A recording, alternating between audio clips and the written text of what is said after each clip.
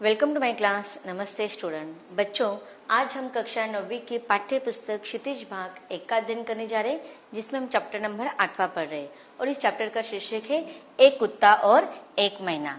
एक कुत्ता और एक महीना इस पाठ का ये सेशन नंबर 3 है। इसके पहले भागों में हमने देखा था कि लेखक ने एक संवेदनशील व्यक्ति के बारे में हमें बता रहे हैं और वह व्यक्ति है गुरुदेव अर्थात रविंद्रनाथ टैगोर। तो यहाँ पर लेखक ने गुरुदेव रविंद्रनाथ टैगोर इनके संवेदनशील और सहज विराटता के, उनके मन के विराटता के दर्शन कराए हैं कि उन्होंने पशु पक्षियों के प्रति एक स्वाभाविक प्रेम यहाँ पर दिखाई दे रहा है। उनके कविता जो कुत्ता है, उनके संग में रहने वाला जो कुत्ता है उसके बारे में वह इतने संवेदनशील है और वो कुत्ता भी अपने स्वामी के प्रति अपार स्नेह रखता है, अपार भक्ति उसके मन में दिखाई देते है। इसका उदाहरण हमने इसके पहले सेशन में पढ़ा था। आगे हम लेखक के बारे में और लेखक रविंद्रनाथ टैगोर इनके बारे में हमें बता रहे हैं, तो पाठ के अगले परिच्छेदों में हम पढ़ते हैं उसे। आगे लेखक कहते हैं कि मैं जब यह कविता पढ़ता हूँ तब मेरे सामने श्री निकेतन के तीतल्ले पर की वह घटना प्रत्यक्ष हो जाती है। अब देखिए यहाँ पर लेखक ने एक प्रसंग हमें बताया। आगे भी लेखक कहते हैं कि जब मैं वह कविता स्वयं पढ़ता हूँ तो मेरे मन पर वह प्रत्यक्ष घटना अनुभवित हुई है ऐसा प्रत्यक्ष दिखाई देता है। वह आंख मूंदकर अपरिसीम आनंद, वह मुख हृदय का प्राणपण आत्मनिवेदन मूर्तिमान हो जाता है। अब देखिए लेखक कहता है कि मैंने सिर्फ वो कविता पढ़ी थी, लेकिन जब मैंने साक्षात उसको देखा, उनका अनुभव लिया, तो मुझे वह ऐसा लगा जैसे कि सच में आंख मूंदकर जब गुरुदेव ने उस कुत्ते के पीठ पर हाथ फैलाया तो उसने जो आंख मूंदकर, अब देखो प्रतिक्रिया दी थी ना कुत्ते ने कि अब कुत्ते की प्रतिक्रिया कैसे थी कि वह आंख मूंदकर उस अपरिसीम आनंद को, उस स्पर्श का आनंद लेता है। जैसे कि लंबे अरसे के बाद जब बेटा अपने माँ के गोद में जाता है और माँ अपने बच्चे के मुंह चूमती है, उसका सिर चूमती है, उसके शरीर पे से हाथ घुमाती है, तो बच्चा और माँ जो असीम स्नेह का अनुभूति करते हैं, वही अनुभूति, वही अनुभव वह कुत्ता ने, जब एक बच्चा अपने माँ को बहुत लंबे समय के बाद मिलता है, उसके गोदी में जाता है, तो जब माँ अपने बच्चे को जिस स्नेह से उसका सिर को चूमती है, उसके पूरे शरीर को हाथ गोदी में लेती है, तो उस समय माँ और उस बच्चे के जो वात्सल्य प्रेम दिखाई देता है, एक अद्भुत वात्सल्य हमें दिखाई देता है, माँ के स्नेह, चेहरे का स्नेह।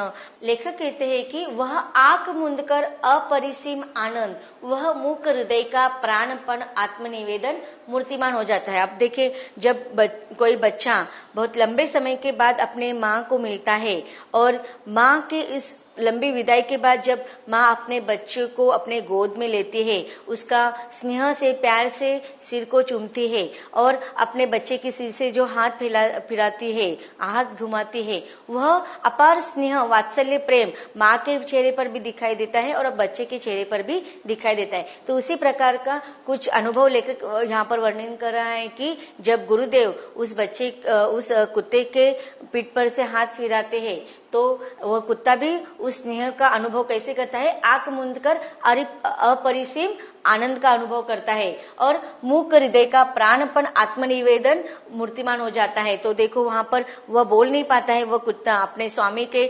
प्रेम को वो व्यक्त नहीं कर पाता है, लेकिन उसका मुख हृदय का प्राणपण आत्मनिवेदन उसके चेहरे पर दिखाई देता है कि वह आंख मूंदकर उस स्नेह का, उस वात्सल्य का अनुभव लेता है। उस दिन मेरे लिए वह एक छोटी सी घटना थी। अब देखिए आगे एक लेखक एक और अन्य घटना का वर्णन कर रहा है कि लेखक कहते हैं कि वह मेरे लिए एक छोटी सी प्रसंग था, मेरे लिए एक छोटी सी घटना थी, लेकिन आज वह विश्व के अनेक महिमाशाली घटनाओं की श्रेणी में बैठ गए है। एक आश्चर्य की बात और इस प्रसंग में उल्लेख की जा सकती है, जब गुरुदेव की चिताभस्म कलकत्ते अर्थात कोलकाता से आश्रम में लाया गया, उस समय भी न जाने किस सहज बोध के बल पर वह कुत्ता आश्रम के द्वार तक आया और चिताभस्म के साथ अनन्य आश्रम वासियों के साथ शांत गंभीर भाव से उत्तरायण तक गया। अब देखिए लेखक ने कौन सी प्रसंग का वर्णन किया है कि जब गुरुदेव इनकी मृत्यु हो गई थी और उनके मृत्यु के पश्चात कलकत्ते से उनका चिताभस्म अर्थात जो अंतिम संस्कार के लिए जो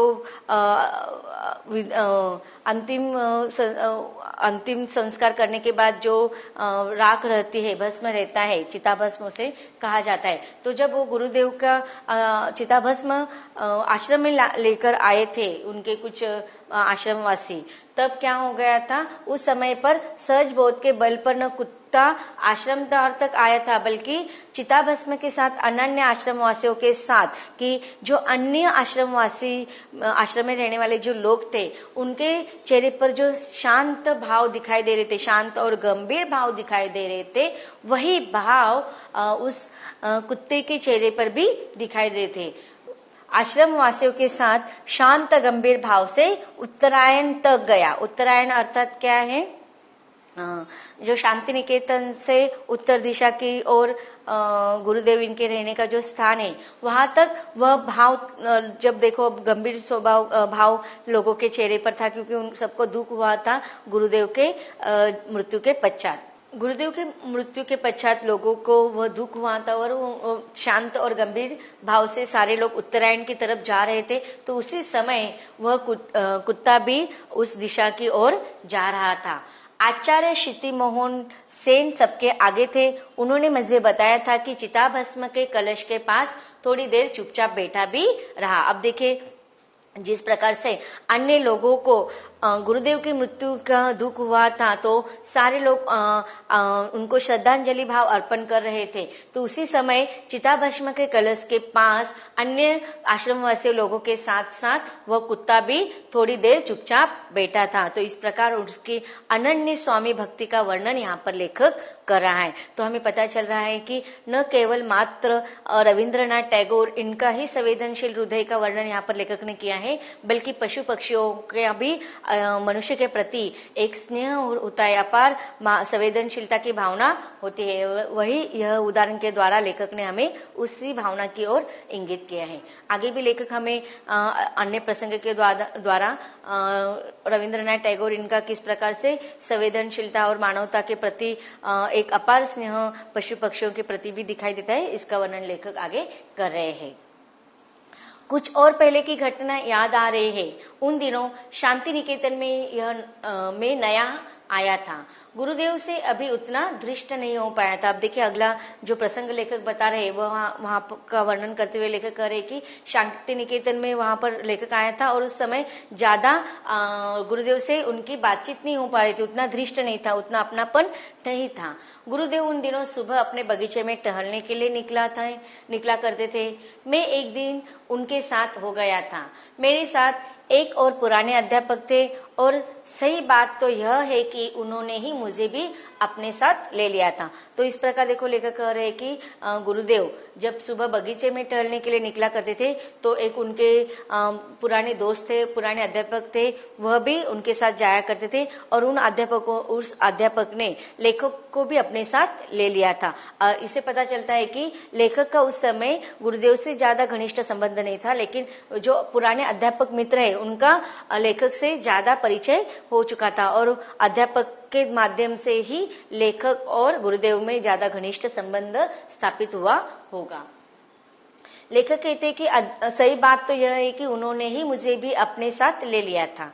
गुरुदेव एक एक फूल पत्ते को ध्यान से देखते हुए अपने बगीचे में टहल रहे थे। अब देखिए गुरुदेव का यहाँ पर वर्णन कर रहे कि वह बगीचे में एक एक फूल पर, एक एक पत्ते पर ध्यान देकर उसके साथ बातचीत करने का प्रयास कर रहे थे, उसके बारे में जानकारी हासिल कर रहे थे। उक्त अध्यापक महाशय से बातें करते जा रहे थे। एक तरफ वह गुरुदेव जो थे वह अध्यापक से बातें भी कर रहे थे और उनका ध्यान उस बगीचे के हर फूल पर, हर फूल के पत्ते पर, हर टहनी पर था। लेखक कहते हैं कि उस अध्यापक के और गुरुदेव इनकी बातचीत चालू थी। मैं चुपचाप सुनता जा रहा था। गुरुदेव ने बातचीत के सिलसिले में एक बार कहा, अच्छा साहब, आश्रम के कौवे क्या हो गए? उनकी आवाज सुनाई ही नहीं देती। न तो मेरे साथी उन अध्यापक महाशय को यह खबर थी और न मुझे। बाद में मैंने लक्ष्य किया कि सचमुच कई दिनों से आश्रम में कौवे नहीं दिख रहे हैं। अब देखिए यहाँ पर हमें गुरु रविंद्रनाथ टैगोर इनका पशुओं के पक्षी प्रति कितना ध्यान रहता था कि वह जब बगीचे में जाते थे तो हमेशा उन्हें कौवे की चहल पहल सुनाई देते थे। लेकिन अब वह बहुत दिनों से उन्होंने वह चहल पहल नहीं सुनी। लेकिन लेखक कहते हैं कि यह जो चहल पहल है वह केवल मात्र उसका निरीक्षण, सूक्ष्म निरीक्षण केवल मात्र किसने किया था? गुरुदेव ने किया था, न कि वह अध्यापक मित्र ने किया था। और स्वयं लेखक भी इसके बारे में इतना सूक्ष्म विवरण या ध्यान नहीं दे पाए थे। लेखक कहते कि सचमुच जब मैंने लक्ष्य किया, मैंने ध्यान दिया तो सचमुच कई दिनों से आश्रम में कौवे नहीं दिखाई दे थे। मैंने तब तक कौवों को सर्वव्यापक पक्षी ही समझ रखा था। अब देखिए एक नया दृष्टिकोण लेखक का वहां पर हो रहा है। किसके वजह से? गुरुदेव के वजह से। क्योंकि अब तक लेखक का क्या मानना था कि जो कौवे होते हैं वह सर्वव्यापक पक्षी होते हैं, अर्थात वह किसी भी स्थान पर किसी भी समय पर पाए जाते हैं। वह अधिकतर, अब देखिए बहुत सारे पशु पक्षी ऐसे होते हैं कि वह निश्चित समय तक ही हमें दिखाई देते हैं। लेकिन कौवे एकमात्र ऐसे पक्षी है कि वह हर स्थान पर किसी भी समय पर हम उसे देख पाते हैं। इसलिए कहते हैं कि वह सर्वव्यापी पक्षी के रूप में ही मैंने अब तक उसको समझा था। अचानक उस दिन मालूम हुआ कि भले आदमी भी कभी कभी प्रवास को चले जाते हैं या चले जाने को बाध्य होते हैं। अब देखिए यहाँ पर लेखक का गुरुदेव के बारे में जो नया दृष्टिकोण दिखाई दे रहा है यह कि वह कौवे भी कुछ समय के लिए किसी अन्य स्थान पर जा सकते हैं। एक लेखक ने कौवों के आधुनिक साहित्य को में उपमा दी है क्योंकि इनका मोटो है मिसचिफ फॉर मिसचिफ सेक, अर्थात शरारत के लिए शरारत। तो क्या कौवों का प्रवास भी किसी शरारत के उद्देश्य से ही हुआ था? प्राय एक सप्ताह के बाद बहुत कौवे दिखाई दे। तो इस परिच्छेद से हमें लेखक यही बताना चाहते हैं कि जो ध्यान या जो सूक्ष्म दृष्टिकोण अन्य लोगों के पास नहीं था वह केवल मात्र गुरुदेव जी के पास था। और उनकी वजह से ही लेखक को पता चलता है कि कौवे भी प्रवास पर जा सकते हैं। अगला उदाहरण लेखक बता रहे हैं कि एक दूसरी बार मैं सवेरे गुरुदेव के पास उपस्थित था। अब देखिए जब दूसरी बार वो गए थे तो वह सवेरे सवेरे गुरुदेव के पास थे। उस समय एक लंगड़ी मैना फुदक रही थी। गुरुदेव ने कहा, देखते हैं यह यूथ भ्रष्ट है, रोज फुदकती है ठीक यही आकर। मुझे उसकी चाल में एक करुण भाव दिखाई देता है। अब देखिए दूसरे सवेरे में लेखक गुरुदेव के साथ बातचीत हो रही थी तब वो क्या देखते हैं कि एक लंगड़ी मैना वहां पर फुदक रही थी, चहक रही थी। तो गुरुदेव ने उसके बारे में क्या कहा कि ये जो मैना जो है वह यूथ भ्रष्ट है। यूथ भ्रष्ट का अर्थ क्या होता है कि उसे उसके संघ ने, उसके समूह ने अपने समूह से निकाल दिया होगा। वह क्या करती है, यहाँ पर लेखक कहते, गुरुदेव कहते कि वह यहाँ पर आकर ठीक इसी समय पर आकर फुदकती अर्थात चहकती है। और इसकी चाल जो है, उसके चाल में गुरुदेव को एक करुण भावना दिखाई देती है। गुरुदेव ने अगर कह न दिया होता तो मुझे उसका करुण भाव एकदम नहीं दिखाई देता। अब देखिए यहाँ पर लेखक कह रहे कि गुरुदेव ने उस मैना की तरफ, लंगड़ी मैना की तरफ जो करुण भावना की जो दृष्टिकोण से देखा, वह भावना अगर स्वयं गुरुदेव लेखक को नहीं बताते तो वह उस दृष्टिकोण से उस मैना की करुण भावना को अवलोकन नहीं कर पाते। अगर कह न दिया होता तो मुझे उसका करुण भाव एकदम नहीं दिखाई देता। मेरा अनुमान था कि मैना करुण भाव दिखाने वाली पक्षी यह है ही नहीं, वह दूसरों पर अनुकंपा ही दिखाई करती है। अब देखिए यहाँ पर लेखक कहते हैं कि मैंने अब तक देखा नहीं कि उसके अंदर कभी करुणा हो सकती है, उसके चेहरे पर भी करुणा की भावना हो सकती है, बल्कि वह हमेशा अनुकंपा, अर्थात अनुकंपा का अर्थ होता है कि दया दिखाना, कि वह हमेशा मैना जो होती है वह दूसरों पर दया दिखाती है। तो यहाँ पर लेखक ने एक अलग दृष्टिकोण गुरुदेव इनका हमारे सामने रखा है। अब इन परिच्छेदों में आए हुए कुछ कठिन शब्दों का अर्थ देख लेते हैं। देखते हैं कठिन शब्दों का अर्थ। सृष्टि, संसार, मर्मभेदी, दिल को छू जाने वाली, आत्मनिवेदन, प्रार्थना, मूर्तिमान, स्थिर, महिमाशाली, यशस्वी, चिताभस्म, चिता की राख, अनन्य, दूसरा। उत्तरायण, शांति निकेतन में उत्तर दिशा की ओर बना रविंद्रनाथ टैगोर का एक निवास स्थान। धृष्ट, मुंहजोर, ठीक या जबरदस्ती बातें करने वाला। सर्वव्यापक, हर जगह पाया जाने वाला। बाध्य, विवश, युद्ध भ्रष्ट समूह या झुंड से बहिष्कृत किया हुआ। तो बच्चों इस प्रकार हमने देखा इस परिच्छेदों के द्वारा कि गुरुदेव के बारे में हमें लेखक जानकारी दे रहे हैं। आगे भी लेखक हमें बहुत सारी जानकारी इस पाठ के द्वारा देने वाले हैं, उसको हम पढ़ेंगे इसके अगले भाग में।